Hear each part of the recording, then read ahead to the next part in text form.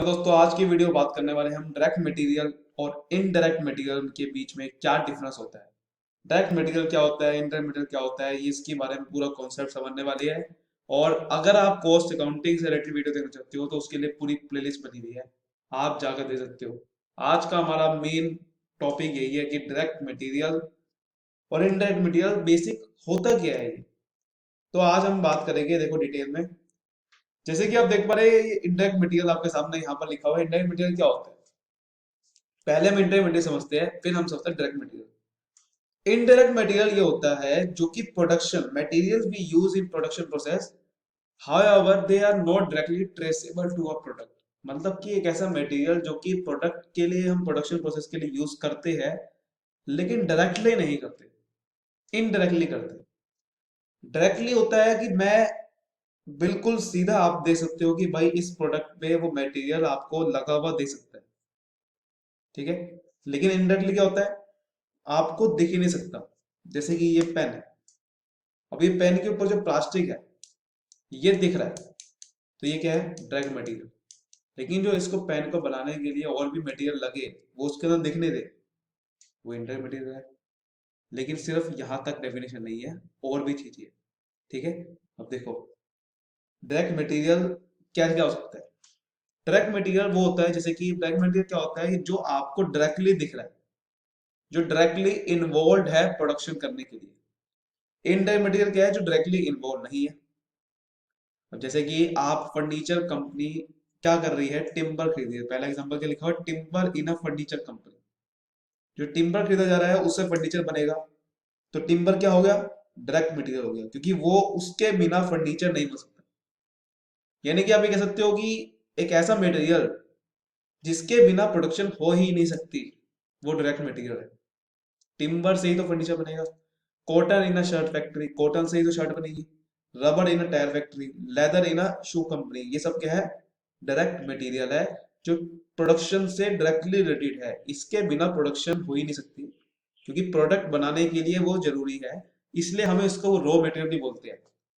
जो आप अकाउंटिंग में लिखते हो टू परचेजेस, परचेजेस क्या होती है, परचेजेस जो करते हैं जितने बिजनेस में, वो रॉ मटेरियल की लिखी जाती है अकाउंट्स में, जितने वो देखते हो।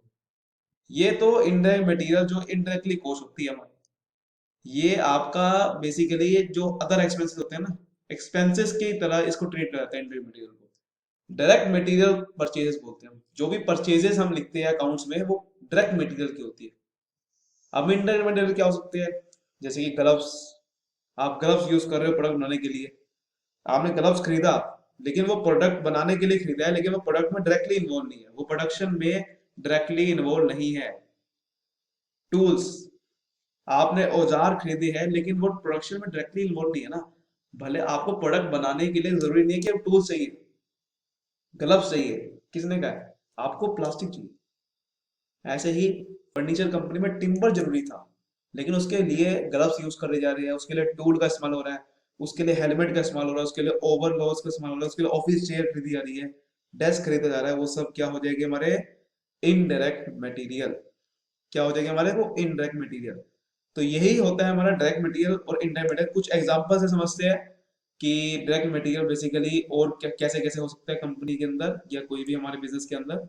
एक एग्जांपल लेते हैं, जैसे कि देखो यहाँ पर लिखा हुआ है, a few example of direct material used in different industry, like would, fabric, nails. ये क्या है, ये अब देखो ग्लू यहाँ पर लिखा हुआ है, नेल्स यहाँ लिखा हुआ है, ये दरअसल किसी इंडस्ट्री के लिए ये इनडायरेक्ट मटेरियल भी हो सकता है। आपको बस ये समझना है कि बिजनेस किस तरीके का है, जिस तरीके का बिजनेस है उसके लिए जो खरीदा जा रहा है। अब एक फर्नीचर बनाने के लिए आपको ग्लू भी चाहिए, आपको नेल्स भी चाहिए, ठोकने के लिए चाहिए नहीं चाहिए, कील्स, फैब्रिक चाहिए, वुड चाहिए, ये सब हमारे डायरेक्ट मटेरियल की कैटेगरी में आएंगे। किसी इंडस्ट्री में यही मटेरियल्स, किसी इंडस्ट्री में यही मटेरियल इनडायरेक्ट बन सकते हैं उनके लिए। अब जैसे ग्लू है, ग्लू जरूरी नहीं है किसी इंडस्ट्री के लिए, लेकिन यूज हो रही है, वो क्या बन जाएंगे, इनडायरेक्ट मटेरियल, लेकिन इस इंडस्ट्री के लिए डायरेक्ट मटेरियल है। Leather used by a shoe shoe manufacturing company, भाई लेदर तो चाहिए चाहिए, उसके बिना शू कैसे बनेगा। ग्लू के बिना बन सकता शू, लेदर के बिना तो नहीं बन सकता।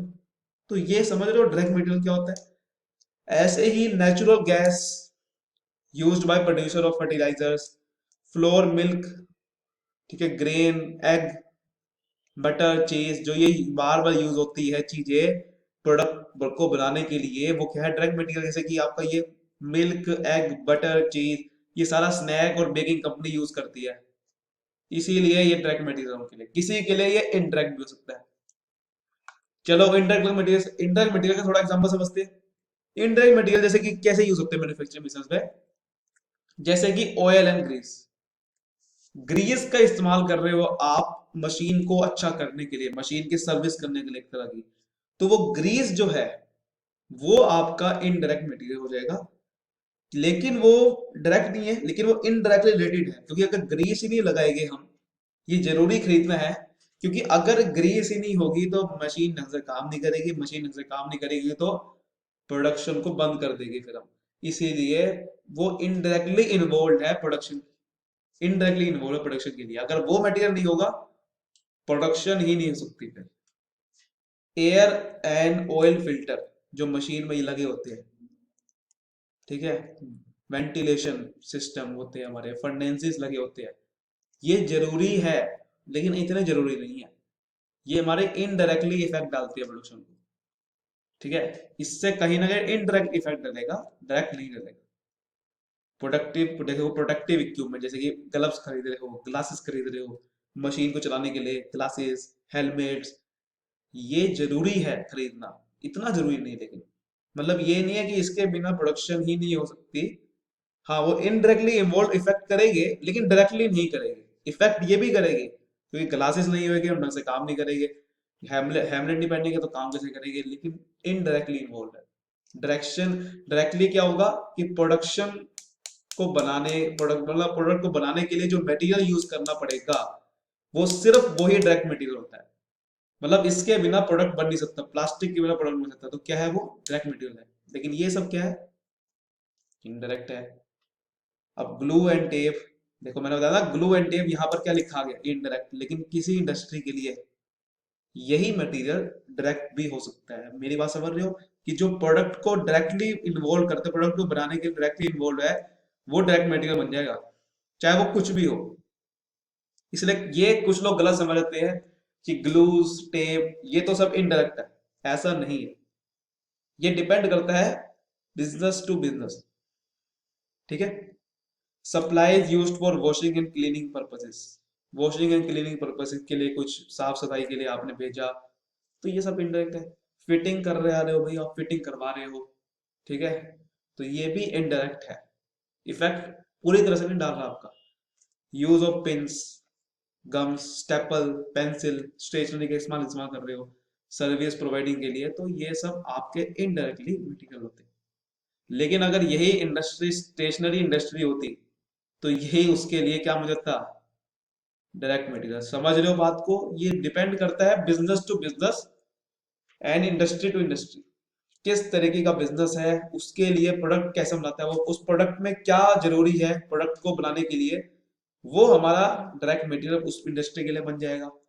और जिस इंडस्ट्री में वो मटेरियल जो कि प्रोडक्ट को डायरेक्टली इन्वॉल्व नहीं करेगा बनाने में, उसके लिए क्या बन जाएगा, वो इनडायरेक्ट मटेरियल। इनडायरेक्ट मटेरियल भी ऐसा नहीं है कि नहीं खरीदना चाहिए, वो भी खरीदते हैं।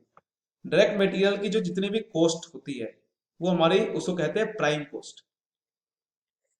प्राइम कॉस्ट के पार्ट है डायरेक्ट मटेरियल। ऐसे ही हमारा डायरेक्ट लेबर भी होती है, डायरेक्ट एक्सपेंसेस भी होते हैं, ठीक है, वो सब ये प्राइम कॉस्ट में इंक्लूड कर जाते हैं। इनडायरेक्ट मटेरियल हमारे, वो हमारे इंक्लूड कर जाते हैं ओवरहेड्स में। ओवरहेड्स होते हैं जितने भी फालतू के जो खर्चे होते हैं, अदर एक्सपेंसेस जो इनडायरेक्टली इन्वॉल्व करते हैं हमारे, ठीक है, प्रोडक्शन को, लेकिन वो उसे कहते हैं ओवरहेड्स। सो उम्मीद करता हूँ चीज आपको समझ में आया होगा, डायरेक्ट और इनडायरेक्ट में क्या डिफरेंस होते हैं। अगर आपको चाहिए कि भाई इसके ऊपर और वीडियोस, तो मैं जरूर बनाऊंगा, बस आप कमेंट कर देना। वीडियो अच्छी लगी तो लाइक जरूर करना, सब्सक्राइब कर देना, शेयर जरूर कर देना उन लोगों के साथ, और कमेंट करके बताना कैसी लगी। मिलते हैं अगले वीडियो में, तब तक के लिए बाय बाय, थैंक यू।